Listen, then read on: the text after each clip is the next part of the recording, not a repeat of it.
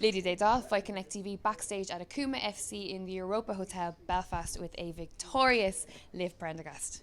Well, first of all, finally, I've been waiting a long time to get you on the show. Every time I see Paddy, I'm like, I have to come out to the gym, or I have to, whatever has happened, we haven't crossed paths for an interview. So here we are, and what a momentous evening to have it on. Yeah, it was good. It was quick. It was not that I wasn't expecting it, but we had kind of worked these certain shots, and just kind of went out and just was feeling it out and stuff, and that was it. Just knockout. It was crazy. It was like, what, 36 seconds, I 31. think? 31 seconds. Important details. When they said 31, I just looked at Paddy, and Paddy was like... Yeah, I got a video. It was unreal. It was so did you? good. Yeah, I did, yeah. But it was... I said to Paddy there when I was saying when you came off stage, when you came out of the cage, it was like watching someone playing a video game with him, because he was just calling it straight out, and you just, you know, that is the hardest part, listening to your corner and just going with what they're saying. But Paddy's like that. He's like, he knows each of us, like he knows everybody's game, he knows exactly what I'm good at, what everybody else is good at, so he's like, it's literally like he has a controller to us, and he's like, he says something, clicks in my head, he says, right Liv, what did he say? Big bomb. I was like, I know what he means, boom boom. That was it. We called it the Charlie Ward. Brilliant. Just like fake the right whack. Yeah, well, it worked. Unreal. Yeah. And you know what as well, I was saying, I just had Scott Harvey in here before for an interview, and I was saying there's certain days and there's certain fighters that you can look at them in their corner or in the warm-up room before they fight, and you just know they're going to win. And it was one of those days for you. Oh, really? You just look so in the zone, and even when you were waiting to walk out with Paddy, and you're just like, just in it, and coach and student just very much connected, and very much kind of understanding each other in that moment. You know? Like that's it. Like we're so close in the gym. Like Paddy with all his fighters, like that's what I'm saying. He knows us so well. And like I'm traveling around the world doing jiu-jitsu since whatever. So I just kind of know that feeling, you know, the nerves, all that kind of stuff. I'm able to harness it now, whereas before, like maybe 2 years ago, I wasn't. But I'm able to harness the nerves and just like kind of like, you know, deep breaths and just kind of like focus and get out there and kind of do it instead of letting the nerves take over, you know. Absolutely. Well, let's talk about, like, I mean, you and fighting, because I remember when I done Paddy's No Shame podcast, and you know, a big part of the podcast was how jiu-jitsu transformed my life, and like I was in this really dark place, and I just took a chance and going to a class, and then, you know, I get shivers even at the thought of if I went back there and didn't take that opportunity to go or stick it out. Right, thank you very much. And when we were speaking about, then he was saying, you know, you should speak to Liv, because she's had a very similar like journey or an experience in terms of starting jiu-jitsu and just her whole life transformed. Talk to me about that. Yeah, that's it. Like I joined jiu-jitsu just over I joined Paddy's gym about 3 years ago, and I wanted to do MMA. Like I have a karate background. I'm doing karate since I'm like 8 years old. So I went from like, you know, 8 years old up, got second dan black belt, representing the world or Ireland all over the world, won world championships, European championships, all in Kempo karate, and did a bit of kickboxing and a little bit of boxing. So I've always fought, like I've always done stand up, and I went to Paddy's gym to be like, I'm gonna be an MMA fighter. And it was just so hard to get matched and stuff like that. I was training for about a year. I was doing a little bit of jiu-jitsu, just the bare minimum, you know, that MMA fighters do, bare minimum.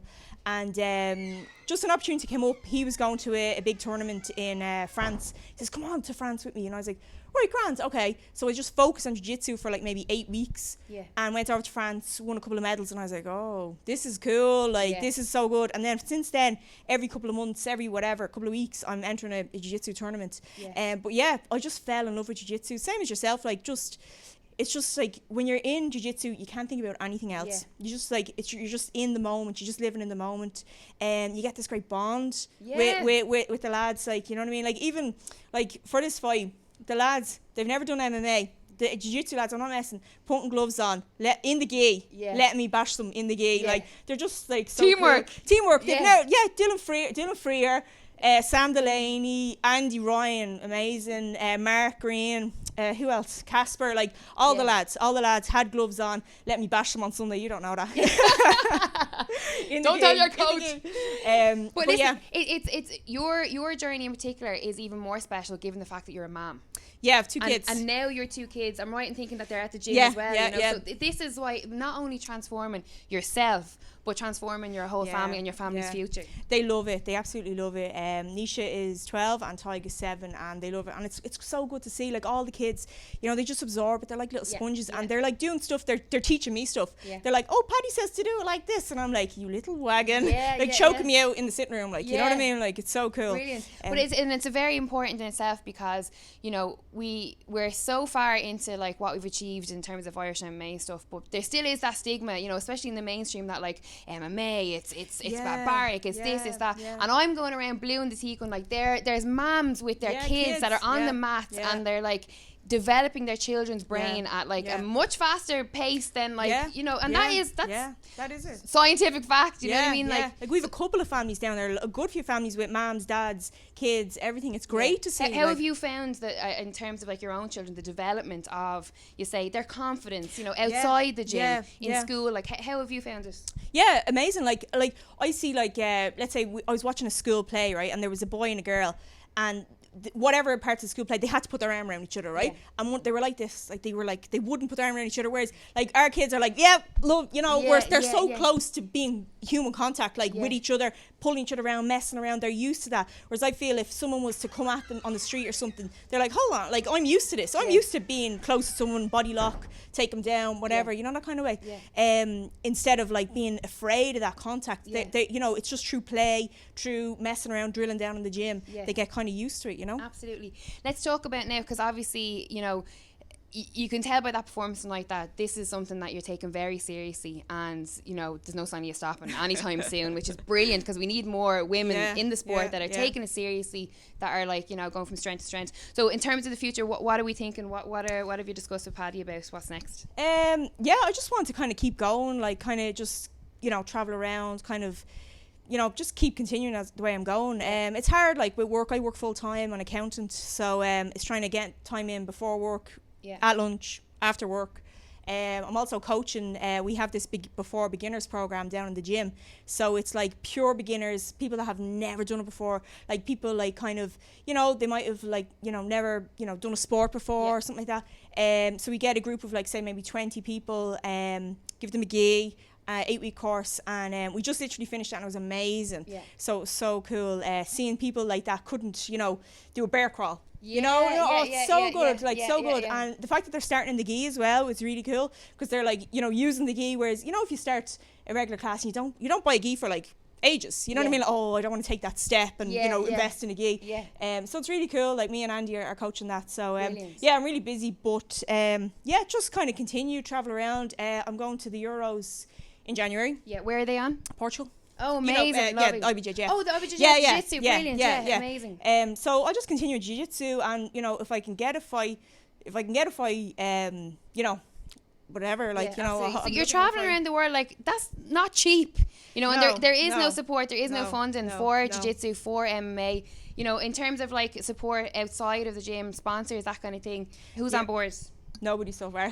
Right. Well, me. There we go. There you go. There we go. I mean, obviously a sponsor would be a great help. You know, we are like broadcast a lot, like, you know, yourself, like there's loads of different avenues that it's kind of been broadcast on. So, you know, a sponsor would be good. Absolutely. Well, I mean, in terms of, you know, we say prospects, the future, that kind of thing, you know, I back you. I know that's controversial to say this, because I've so many bleeding fighters, and they'll be like, hey, I saw you backed your one, what about me? What I'll say is, I'm like, in terms of seeing your progress, seeing your development over the last couple of years, and you're just quietly in the background just working hard, and the results are there, like we see tonight, you know. That's it. Just kind of, I just keep ticking away. I just take what's there, like, you know, Paddy rang me, do you want to fight? Yeah, let's do it.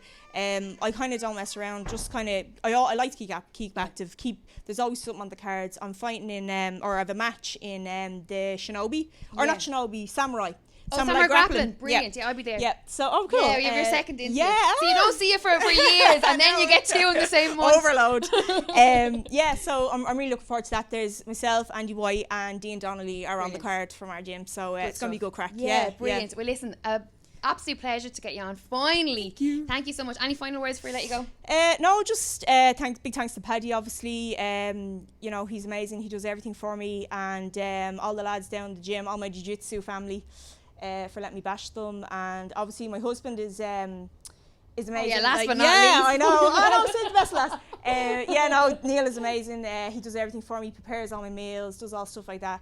You know, so without Neil I'd be lost. And my just hi to Nisha and Tig, if they'll ever get to watch it, they will. Yeah. Well, I'll send you this. I'll send you this. Thanks. Show it to him. Live Prendergast for Fight Connect TV. Thank you. Brilliant.